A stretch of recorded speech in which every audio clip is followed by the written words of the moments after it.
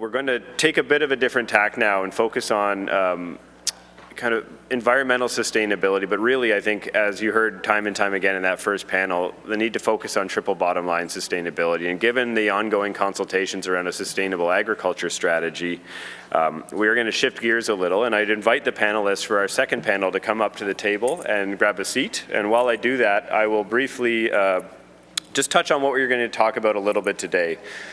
So first and foremost, my name is Scott Ross. I'm the Executive Director of the Canadian Federation of Agriculture. I know, given the exciting news this morning, I didn't introduce myself at the outset there, but I am co-chair of the National Workforce Strategic Plan and also the Sustainable Ag Strategy Advisory Committee. So this morning for me is great because it's really what both initiatives are all about, is engaging producers directly in conversations about sustainability for our industry.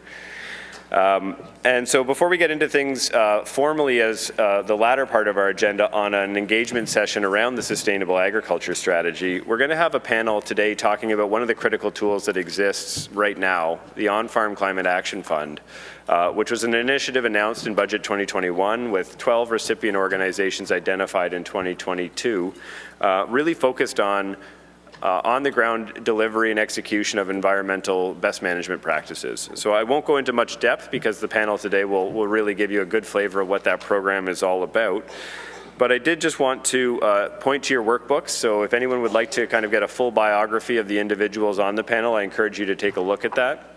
And otherwise, we'll get moving right into things here. I will note we're about 10 minutes behind here, but we have a lot of room on our agenda this morning. So we'll move the health break back about 10 minutes for this group just to give time for this panel so we can really hear what I think will be a very interesting discussion about the sort of early development of this program and where we stand today. But we'll start today with a panel of presentations from each of the members up at the table, and then we'll open it up to the floor for some Q&A at the tail end of this before taking our health break and getting back into a broader discussion about the sustainable ag strategy.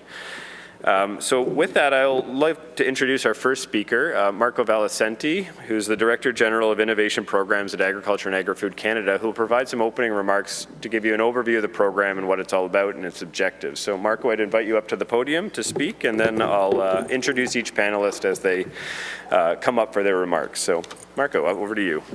Yeah, if you'd like to come up here, we'll just do that, and then we'll do the panel at the table afterwards.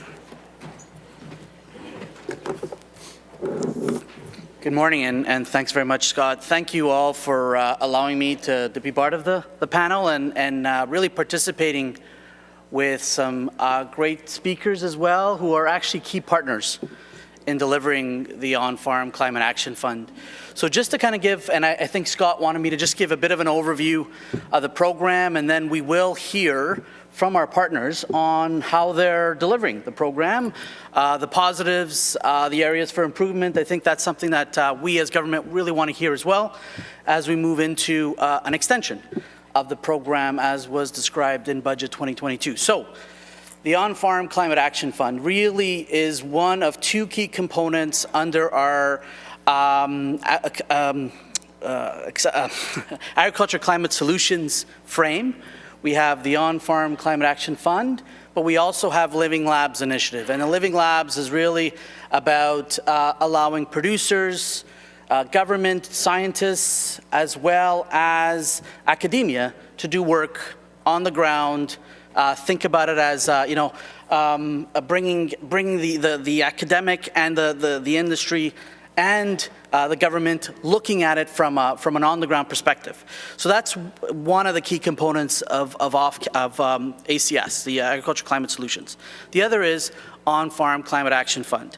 So the On-Farm Climate Action Fund started in 2021 as a pilot. The intent was to allow and provide incentives to producers under three main areas. The first being nitrogen management, the second being cover cropping, and the third being rotational grazing. And the idea was to allow producers, we provide incentives delivered by 13 organizations, including 12, a few that are on this panel, but also we also brought in an Indigenous group as well. So that's our 13th group to be participants. I guess to date, I would say, and of course we will hear from our partners, generally the program's been well received. What I'm hearing from almost all delivery agents that the program is oversubscribed, and generally I think there's a recognition that this is beneficial for producers as well. As I mentioned, in budget 2022, the government decided to extend the program 4 more years, starting in 2024. Earlier, I guess late fall and moving into this year, we have had consultations with our delivery agents, with our provincial and territorial governments, as well as with industry at large, to get a better feel of what has worked well, what hasn't. We'll hear a bit of that today, and I do look forward to getting some questions from members in the audience. What have we heard so far? I guess one of the things we've been hearing is, making sure that the BMPs, the best management practices that we're providing incentives on are relevant, are regionally flexible. That is something that we're hearing quite a bit about. We want to ensure that there's a good navigation of who's doing what on the ground. I think we've been hearing some challenges with who delivers what BMP in each province. So that's something I think maybe a better communication, better awareness, discussions with our delivery partners on how to do that, I think is something we've been hearing. Another element that I think we've been hearing quite a bit about is that private-public supply chain lens. How are businesses playing? How can businesses play from farm to fork in the program as well? So these are just some elements that we've been hearing and we're reflecting on as we are thinking about the extension program, and we're hoping to announce that later this year. Maybe I'll just leave it there, and then I look forward to having a great Q&A session, hearing from our partners on the program, which we really very relevant for us. So thank you very much.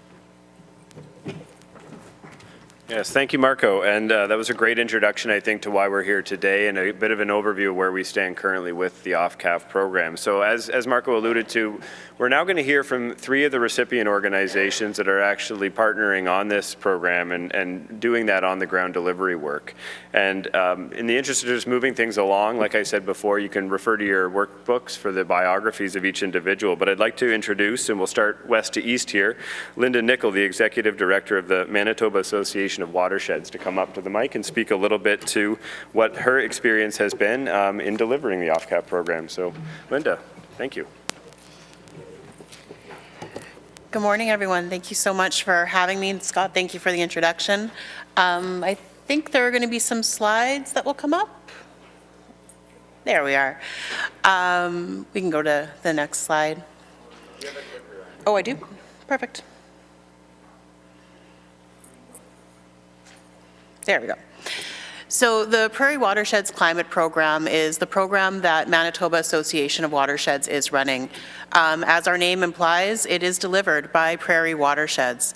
This was a real strength that we had in the development of our proposal and the program, because Manitoba Association of Watersheds is historically a fairly small organization, but with the successful implementation of Living Labs Eastern Prairies through MAW, we were able to work with our association and our watershed districts to apply for OFCAF funding, and we're rewarded with a program of up to $40 million through OFCAF for implementation across both Manitoba and Saskatchewan. So we're a nonprofit organization supporting the 14 watershed districts across Manitoba. 13 of the watershed districts are delivering programming currently under OFCAF. And this model is really important for us because the watershed districts, both in Manitoba and SAW and Saskatchewan, really provide local governance and expertise. And what we've heard from AAFC is that we're looking to build OFCAF as a regionally specific program. And having that long history of watershed district delivery of beneficial management practices to producers really helped to strengthen the proposal that we put forward, because the delivery network was so established within our region. By partnering with Saskatchewan Association of Watersheds, to deliver across Saskatchewan, we were able to parlay that into that multi-province approach. Our application intake is ongoing. We are covering all 3 BMPs in cover cropping, nitrogen management, and rotational grazing. And we have built our program in a way that our hope is to make it as accessible as possible for farmers. Specifically, the cost share of up to 85% of approved project costs, up to the maximum of $75,000 per producer. Those are the limits that were set by AAFC for OFCAF as a whole. And we wanted to make that something that we didn't put too many caps on. That said, because of that regional approach, there is some small variance between different areas based on prioritization of which BMPs are most relevant in their areas. So there are some regional variances in our program. Our applications and projects require verification, kind of all the standard processes of invoices, receipts, before and after photos, and producer attestation. This was a really important one. As Marco had alluded to, there are different programs running within provincial jurisdiction, and so because there is a cap from AFC of a maximum of $75,000 per producer for the entirety of the OFCAF program, it is very important that producers are aware of that cap and are making sure that they aren't applying for the same projects to different providers. So a quick look at the numbers for how we're doing in Manitoba, Saskatchewan right now. As I mentioned, we are continuing to take our applications in. So these numbers are a snapshot in time as of about, I think it was about 2 weeks ago that these were put in. So they've already changed since then. But to give you an idea of where we're at currently, our rotational grazing, we've taken in about 70 applications, resulting in 4% of funding being allocated about $360,000. In cover cropping, we've taken in about 280 applications, or approved, I should say, 280 applications, 20% of funding for about $1.67 million. And nitrogen management is really where we've seen the biggest uptake thus far. We've approved over 730 applications, 76% of our funding allocated for about $6.35 million.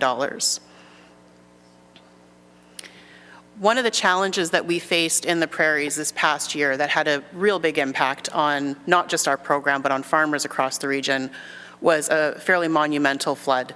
We've grabbed 2 of many pictures that could have been shown to demonstrate the effects of this flooding, because it's really hard to wrap your head around if you didn't have the chance to see it up close. We had state of emergencies declared throughout Manitoba and Saskatchewan, and it affected large amounts of agricultural land. I'm sure any of the prairie producers in the room here today could tell their stories of how significant this flooding was. As a result, what we saw in our program was that the uptake for BMPs for cover cropping and rotational grazing were challenged because farmers simply weren't able to implement those practices. Cover crops didn't get seeded where they were planned to be seeded. Rotational grazing practices, they didn't have time to put the infrastructure in. So one thing that we have seen very clearly throughout the prairies is the impact of weather on programming like this. However, we have heard of all the plans that producers have going forward, and we expect to see a really full year this coming year. Looking ahead, we are very optimistic for fiscal year 2023-24. Our plans include increasing communications and extension support for all BMPs. This is a really important one, again, because there is, as Marco alluded to, some degree of confusion at times as far as which programs are available through which organization across the prairies. We run all 3 BMPs in Manitoba and Saskatchewan. Canola Council also runs their program in nitrogen management. Canadian Forage and Grasslands Association has a grazing program through OFCAF in Saskatchewan, and Manitoba Métis Federation is also running all 3 BMPs throughout their citizenship as well. So there is some conflicting messages as far as which programs are available and how to access them. So we've really planned to beef up our communications and extension support to help producers understand how to access this program. A big part of that is our industry-supported communication strategy. Some of our partners are in the room here today, specifically Keystone Agricultural Producers, but others as well that are committed to helping us get this message out to producers to help folks understand what is available and how to access it through their local watershed district. And beyond that, we are looking forward to hopefully a much less flooded season, I guess we'll say. I don't want to say dry because we certainly don't want to risk a drought, but we are looking forward to a season where we'll be able to host farm and field days, pasture walks, and have a lot of one-on-one mentorship opportunities, because some of the feedback that we've really received in this program is that people want to hear more, farmers want to hear from farmers, and they want to have that opportunity to see what's working on farm and learn how to best implement it in their own practice. So that's a bit of a overview of what we're doing. I know it's very high level, but we're looking forward to the discussion, so I don't want to take too much time. But for more information, you can visit our website or come talk to me anytime throughout the day.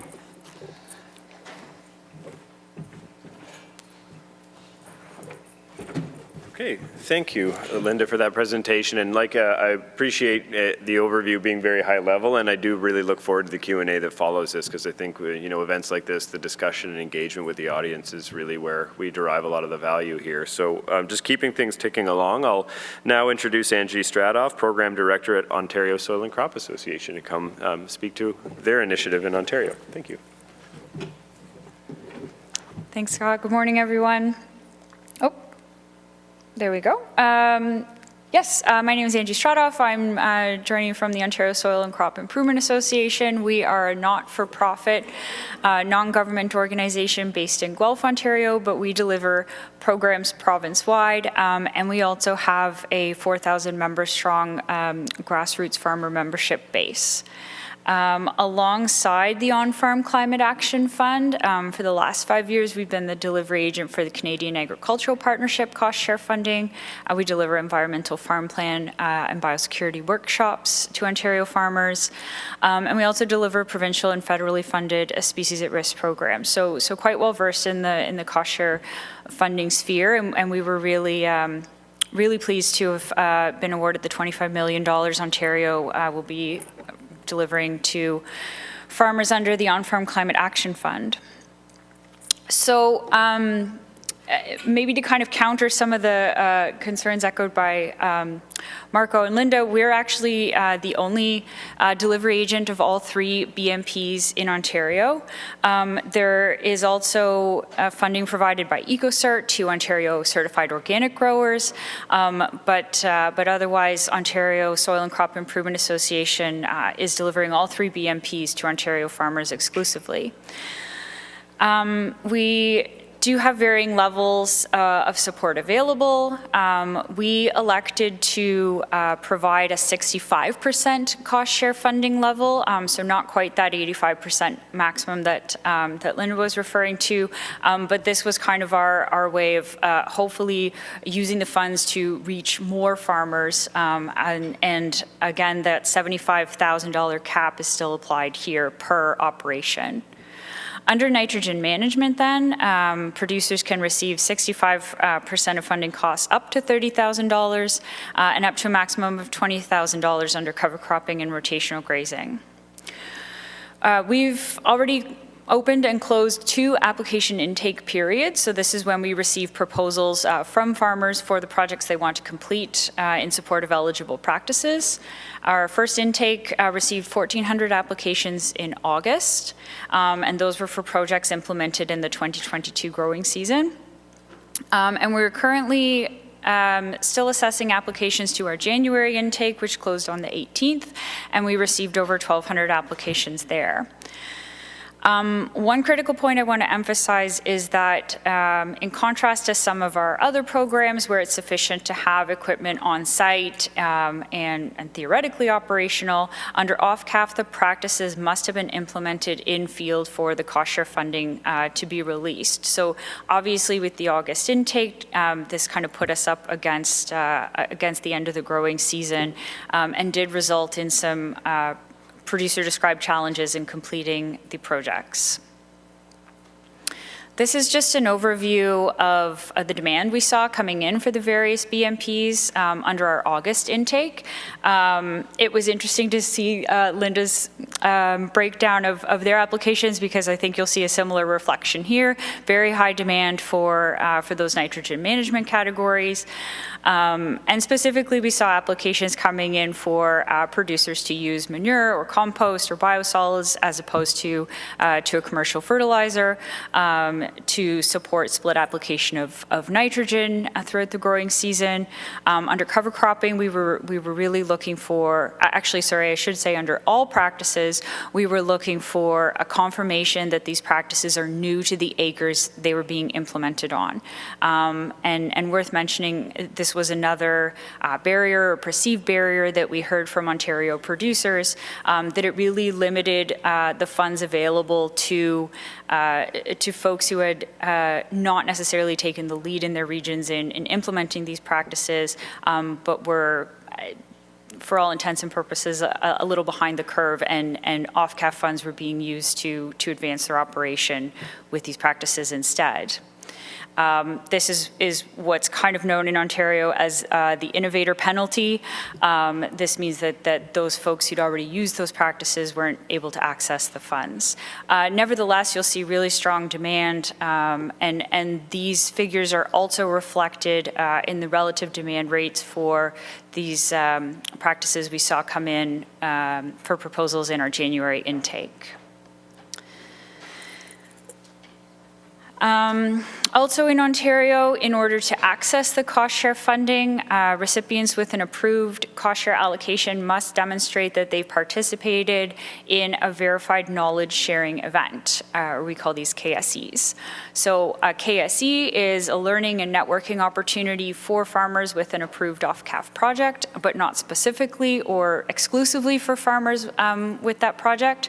What we elected to do in Ontario is, while OSCIA does develop and deliver some of these knowledge sharing events, we recognize that there wasn't necessarily a need to duplicate efforts or reinvent the wheel. We have a lot of really valuable events that are being hosted already throughout the year, demonstration days, commodity organizations and growers days, and these types of events that may be coupling completion or attendance of this event to the cost share funding is going to be the final nudge that producers might need to get out to these types of events and access a peer network and a network of experts, and kind of get both have their confidence built and have their knowledge base built in order to ensure long-term adoption of the practice and short-term success of their project.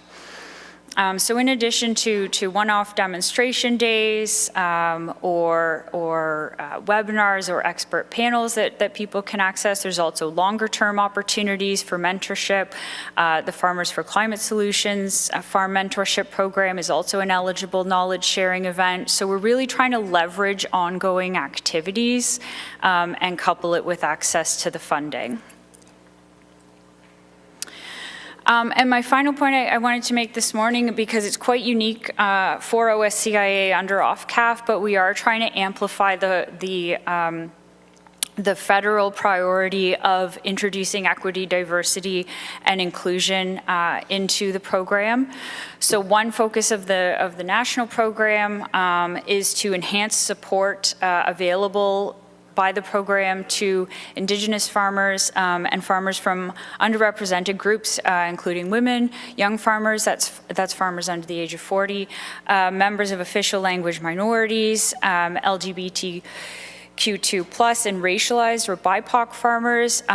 This is a really new sphere for OSCIA to be entering in. We have a lot to learn. I think our industry writ large has a lot to learn about where gains can be made in this area. And so we're working with the Ecological Farmers Association of Ontario, who's really a recognized leader in kind of centering the experiences of these marginalized farmers. We're very much at the information gathering stage yet. So we're really focusing on learning how we can reach and promote the practices to these groups, but also to understand directly from them what the barriers or perceived barriers are to their maybe historical lower rates of participation in this programming. So we have a lot to learn, and we are collecting demographic information at both the application and claim stage, so we can also understand better the success rates throughout the entire cost share processing procedure with these groups. So it's been a very gratifying exercise, and one that we're looking forward to sharing the results from. And that's what's been going on in Ontario. Thanks. Okay. Oh, sorry. Thank you very much, Angie. And so we'll move things along and to our last panelist today for this session, Donald Killorn from the PEI Federation of Agriculture. Thanks, Donald. Thank you, Scott, and everyone at CFA for inviting me. Hello, bonjour. My name is Donald Killorn. I'm the Executive Director of the Prince Edward Island Federation of Agriculture, and we were fortunate to receive $6 million from the On-Farm Climate Action Fund to administer over a few years. We didn't really have any capacity to give out funds the way that Angie's team did, so it was a big, it was a lift this year to try and be able to get these dollars out the door. We were excited to do it. We did successfully approve 148 projects and got almost over $2.7 million approved. We did deliver some knowledge transfer workshops and some agronomist training, and that was done in partnership with Farmers for Climate Solutions and their farm program, which Angie mentioned, as well our neighbors at Perennia in Nova Scotia. They were very helpful as well. We saw quite a bit more cover cropping than perhaps some of the other groups. I think that speaks to the nature of our industry and our potato industry as well. The program, you know, we really started to move the program forward in May, and what our producers are telling us is that with greater knowledge of the program now, as they make decisions about how they're going to fertilize their fields, that we should see quite a bit more uptake in nitrogen management for the coming year. So we did manage to get the program built, up and running. We're very pleased about that. We didn't do the full 75,000 with the cover cropping, and we're actually going to bring that cap down even lower. We've heard that from producers. They'd like to see the funds go further. There was a wonderful secondary benefit, though, to this program for the PEIFA. Because we had to build capacity, you know, we got to identify sort of exciting new members of our team who were passionate about climate-smart agriculture. And that's really important for us because our province has established a net zero target for the entire province for 2040. And on Prince Edward Island, agriculture produces 25% of the emissions, which is up from 10% we see nationally. So we're being called upon provincially to do quite a bit of work to help the province meet this target. And so we're now equipped with the people to do that.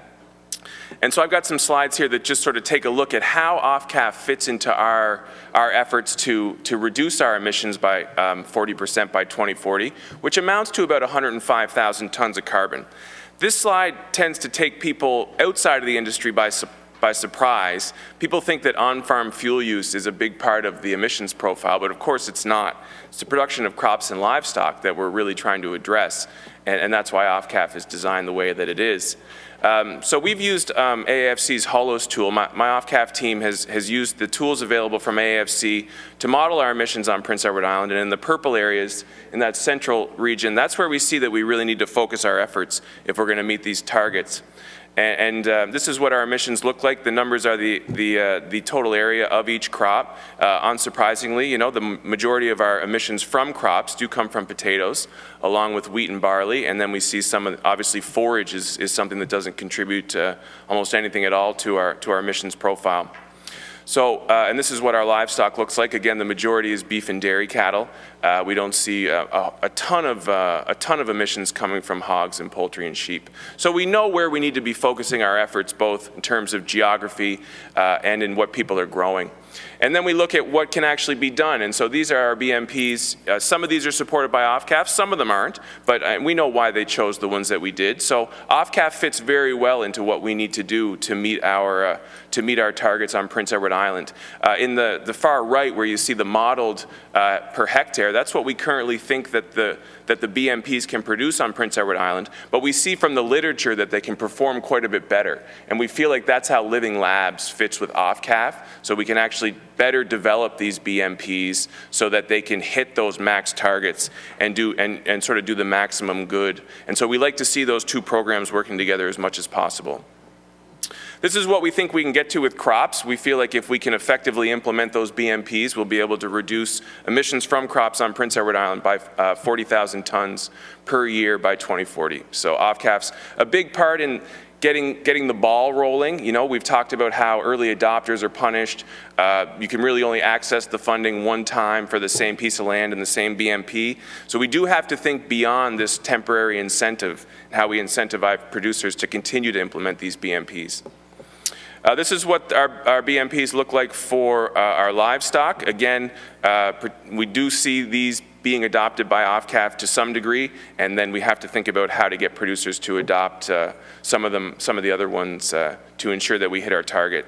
On Prince Edward Island, the majority of our emissions reduction will come from livestock. If we effectively implement climate-smart BMPs, we should be able to reduce our emissions from livestock by up to 100,000 tons of CO2 equivalent per year. So we see that we can meet our targets. This is our time-bound breakdown separated by BMP. This is what we'll use to track our progress towards our 2040 targets. And we're starting to try and think critically about how we use carbon reduction through both voluntary and regulatory markets to incentivize producers to take these reductions that we expect to see on Prince Edward Island and turn them into long-term incentives for our producers. So OFCAF has been a tremendous opportunity to build our capacity around climate and agriculture, and we look forward to continuing to implement the program effectively and finding other ways to support our producers in this effort to reduce emissions from agriculture. Thank you.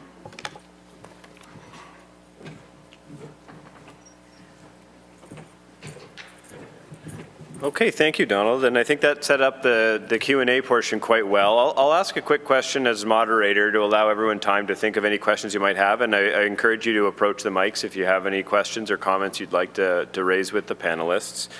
I think, like I said, some of the points Donald just raised around how this fits within the broader pathway to net zero and emissions reduction and how it, jives with other tools that are out there, I think are really critical elements given, so much of this is very much focused at the farm level. So I wanted to ask the panelists as a starting point for this, how do you see OFCAF making an impact or a difference towards more sustainable farming practices on a broader scale, not just at that farm level? And in thinking about this, how is this making a difference towards achieving your climate goals beyond just that individual farm level? So I don't know if someone would like to kick off discussion to that effect, but would welcome anyone's thoughts. Marco? Sorry, are these? Oh, they're just on? Okay, great. Thanks for the question, Scott. So I think all our panelists talked about collaboration and leverage. And I think those are really, really important lenses to look at, not just OFCAF, but just programming in general to support. And programming is one component. And I think my colleagues, I think the next panel will be talking a little more about sustainable agriculture and the strategy that's out there for consultations. I think that'll provide the bigger picture. But from a programming perspective, I see two things. It is leveraging and collaboration. I think we also heard, and I didn't talk about it when I first introduced the program, but other than incentives, that's one key component of OFCAF, but we all talked about peer-to-peer learning, knowledge transfer. Those, I think, as part of our reflections and in conversations with our delivery agents as well as industry stakeholders, have indicated it is a key part of OFCAF, and I think we want to continue on that. So I would say not only the incentives, but also everything that comes with it. If we're thinking about knowledge transfer, peer-to-peer education sessions, those are kind of elements that will hopefully raise the adoption levels. I think that's one of the key elements we're looking at. Thank you, Marco. Anyone else who would like to add anything to that? Well, I think everyone in the room knows that we're being asked to provide a public good, a good to society, and so OFCAF does, as I said, represent an initiation, and we do have early adopters, and it's good to see the conversation about how we support them properly as well as, high up as the Canadian Senate last week. But this has introduced the concept to producers perhaps who weren't considering it at all, and so that's a great step forward. But there's no question that this kind of here's dollars for this acre one time to do this leaves open the question of what are we doing to further incentivize our producers to continue to take this seriously, and that sort of leads to when are we getting our soil carbon best management, when are we getting our soil carbon methodology so that we can bring our efforts into the regulated carbon market in Canada. If I could add to that as well, I think that more broadly, and it's maybe ties in a bit to what the previous panel was talking about as well, but it opens a conversation with the public, I think, in a different way. When there's a large-scale investment like this from the federal government, it sends a clear message of what an expectation has been set by the federal government to be. And it provides us as an industry an opportunity to share good news stories of work that's being done by farmers on farm to implement beneficial management practices. And certainly in many cases, farmers are already doing this sort of work, and the early adopters challenge is certainly something that I think there's room to improve on within the program. But when we're talking about large-scale implementation of beneficial management practices for the purposes of carbon sequestration and reduction in greenhouse gas emissions, that's a story that the general public wants to hear right now. And when we look at things from that communications perspective, I think there's a true opportunity within the industry to leverage that to say, look at what agriculture is doing well.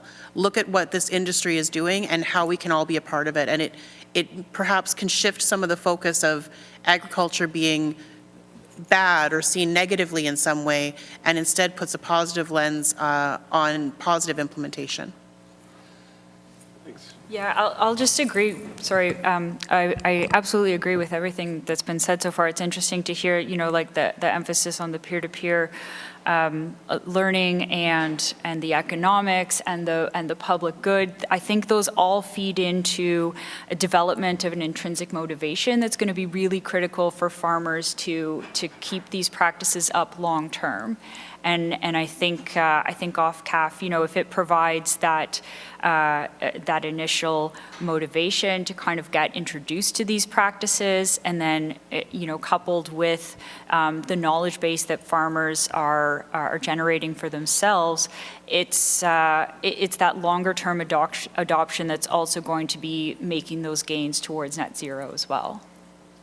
Great, thank you. And I think, what I heard clearly coming from the panel as well, one of the things that I was struck by is just the data that comes from this in terms of better defining that regional variability that we hear time and time again is so critical to this entire discussion. Is, you're able through the uptake levels to really identify where opportunities exist and where there's a little more granular insight into what is really making a difference at that regional scale. Before I kind of take the moderator's prerogative and ask another question, are there any questions from the floor? Would anyone like to come up to the mic and ask a question about the program? Ron. Thank you, Ron Maynard. Mark, I was just questioning this to you. I guess you mentioned about changes. So what's the modification process to see changes or other possible initiatives? First question. If I might ask the second question, I guess, there's the other aspect about convincing farmers to continue these processes. I think the extension aspect of it and the economics for me to find its benefit to the environment. My banker, he has to see a positive bottom line, and so what's the positive bottom line to me? Thank you. Thanks, Ron. So on your first question, I think I did mention that we started engaging our industry stakeholders, our delivery agents, as well as PTs late 2022.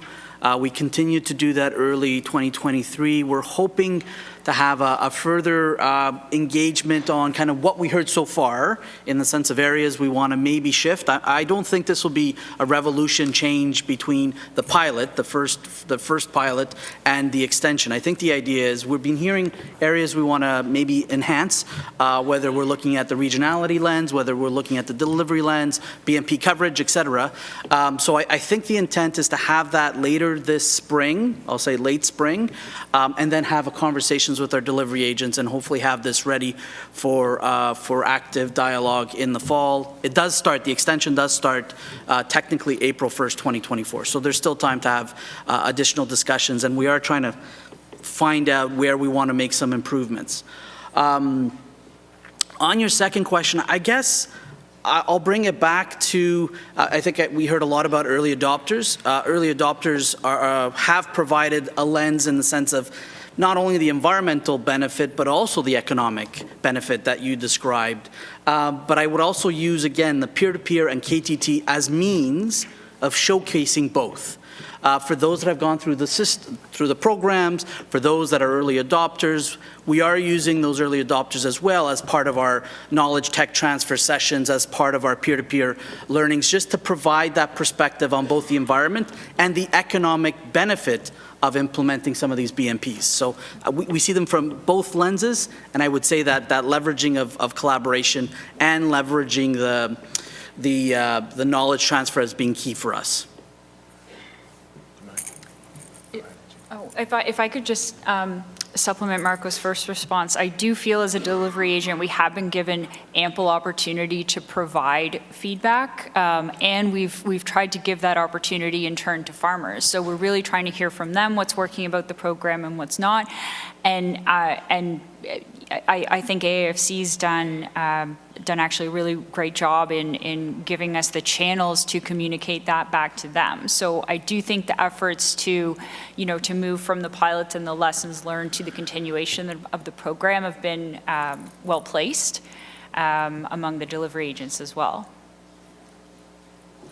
I'd just like to say, well, first, I thought Ron was maybe inquiring about an application, so I was glad that that wasn't the case. But, we're designing our strategy around carbon with the expectation that demands will come from the market, especially with our processors. They'll come via our processors and arrive at our producer's doorstep saying, well, we don't want your product if it's not climate smart, because our customers don't want it, or our shareholders are demanding that we have a sustainable lens. So we have that expectation that the demand for carbon management will come to the farm, and then our goal is to empower our farmers to make decisions, because there's going to be all sorts of different ways for you to sell your carbon. You're going to be able to sell it to the OFCAF, you're going to be able to sell it to the market, you're going to be able to sell it to your customers directly. And so we're trying to begin educating our producers. We're learning ourselves, but we want to empower our producers to make decisions about who they sell their carbon to and how and at what price. Scott, can I just add to Donald's last point? So I think this is one of the things we've been hearing as well from delivery agents, but also the industry. And I mentioned early in my remarks about the link across the supply chain, the value lens from producer to retailer to consumer, I think is an element that we want to try to build into the program if we can, to see that business lens across the supply chain. So just to add to that, it's something that we're or at least looking at and exploring, seeing if that's a possibility. Okay, thank you for that. I think we have time for one last question if there's anyone else interested. I will just note, just come up to the mic. Yep, go ahead and please introduce yourself and what organization you're with. You bet. Thanks, Scott. Devin Walker with the Agricultural Producers Association of Saskatchewan. Thanks for having us. Thanks to the panel. So I guess I wanted to ask a couple questions. One question, right? In the adoption end of things, like so in Saskatchewan, equipment seems to be the big ticket. I mean, there's not enough people. Broadacre farming seems to be big investment in equipment, seasonal equipment, and things like that. So to get, when you also talk about you hope farmers continue with the programs and continue with the practices that are best management practices, I guess in an experience point of view, we see the adoption of new technology in the form of equipment or processes, and then we never go backwards. Like if the juice is worth the squeeze, it seems that a program or a benefit or these knowledge sharing experiences get us onto another ledge, and the ledge is usually worth staying on because it's big enough benefit to people. So I think that the proof will be in, the proof of adoption will be in the proof of if the practice pays for itself and is logical and so on and so forth. Like eventually the goal to administer these programs would to not have to administer these programs, correct? So that it's just adopted and move forward. So I wanted to ask, how do we accentuate the positives of those things? Like, I really liked your point about that. And then still work on the negatives and still kind of keep our house in order. So how do you guys see in, I guess, in broadacre farming, where we export most of our products and we can't bring those premiums in? How do we make sure that the adoption is worth it moving forward in a non-farm to fork type system? Would someone like to take the first stab at that? I'll dive into that, absolutely. Thank you for the question. And I think you make a great point in your comment that the goal of a program like this is to not have to administer it, right? The hope is that an incentive is enough to take a bit of the edge off, I guess, when we're looking at these large-scale projects, these large-scale implementations. We recognize the cost associated to that, and I know that's something, administering this program throughout the prairies, we hear a lot about that, because obviously it's an export-driven agricultural market. We are hopeful that with incentive and education and those farmer-led training sessions, to provide the opportunity to try something that can have value for your farm.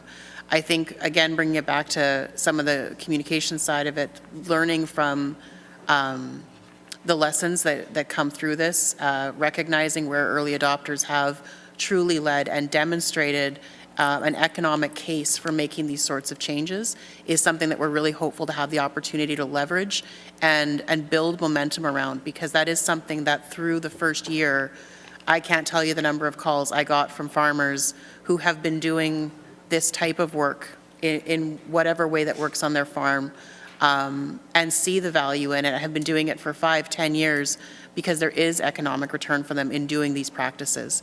And so the onus is on us, and what I was referring to with our plans for enhanced communications in year 2, we're really hopeful to start spreading more of that information out, because I think that it provides a landing point for us to start forward with the extension for 2024 and beyond, to really help farmers start to understand the economics of implementation on these things, because certainly it's, you know, year 1 for us was kind of about figuring out the framework and getting this up and running.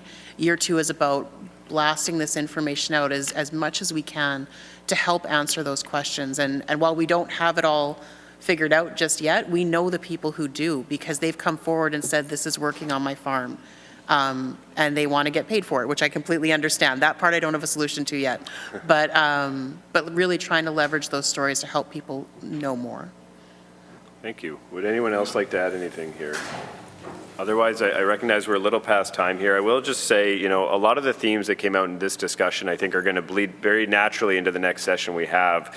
You know, issues like encouraging long-term adoption under a triple bottom line sustainability lens, and ensuring that we're actually setting the stage moving forward for this kind of long-term path forward on these issues. And issues like extension and KTT have come up, I can say, countless times in the sustainable ag strategy discussions, as well as that regional variation.